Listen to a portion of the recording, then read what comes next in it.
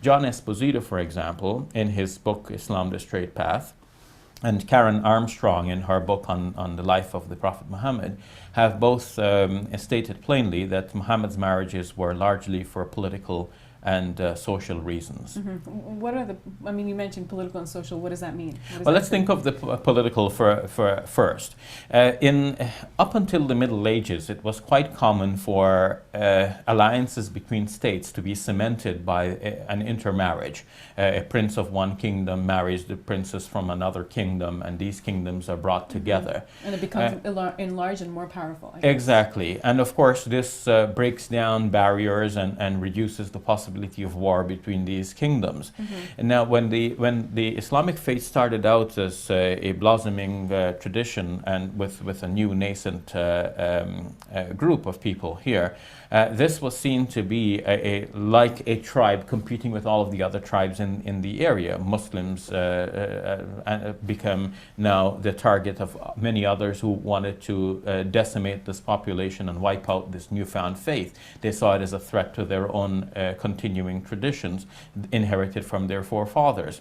Now, a clever thing to do was to build alliances with all of these various warring tribes. And the Prophet Muhammad, peace be upon him, did that. He entered into treaties and alliances to establish peace. But a greater level of that alliance which was put on paper was to build family relations. And by the Prophet marrying into one of these tribes, he was actually cementing that relationship and creating goodwill, because now the people of that tribe can think that one of our daughters is married to the Prophet, this great new leader, and so we're attached to him and we're not at war with him anymore. So with this in mind, we can understand why the Prophet Muhammad, peace be upon him, married Safiya, who was the daughter of Huyai, a people with whom the Muslims had been at war. Those people they were a Jewish tribe, right? Yes, and they were defeated. Safiya was captured, and the Prophet, peace be upon him, freed her and then gave her the option to marry him, and according to the Islamic tradition, she decided to marry him. A similar thing was done with Juwayriya, and Juwayriya was from the Banu Mustalik tribe. They were at war with the Muslims, and when they were defeated, Juwayriya was captured. And when the Prophet, peace be upon him, married her, the Muslims decided to free all of her people who were captured in that war. And it is reported that Aisha said, I haven't seen a woman bringing more good to her people than Juwayriya did on the day that she got married to the Prophet, peace be upon him. So those are political reasons. Now, let's yes. move on to the social then. What were the social reasons for the Prophet Muhammad marrying some of the women that he married? Yes. Well, I can say more about political because some other marriages fall under that category as well. But in terms of social, we can look, for example, at his marriage to Sauda. Sauda was an elderly woman. And when the Prophet's first wife, Khadija, died, there was no one really in the Prophet's household now to care for his young children. He had, according to some reports, 6 children from his first marriage.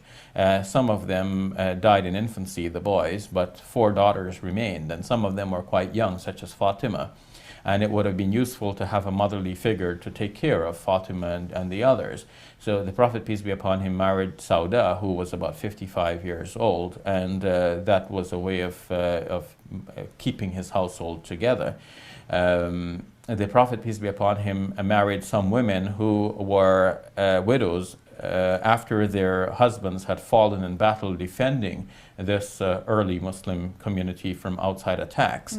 So, for example, in the Battle of Badr, we have some widows emerging. Hafsa was the daughter of Omar. The Prophet, peace be upon him, married her, and that was a way of taking care of the widows whose husbands had fallen in battle defending the nascent community.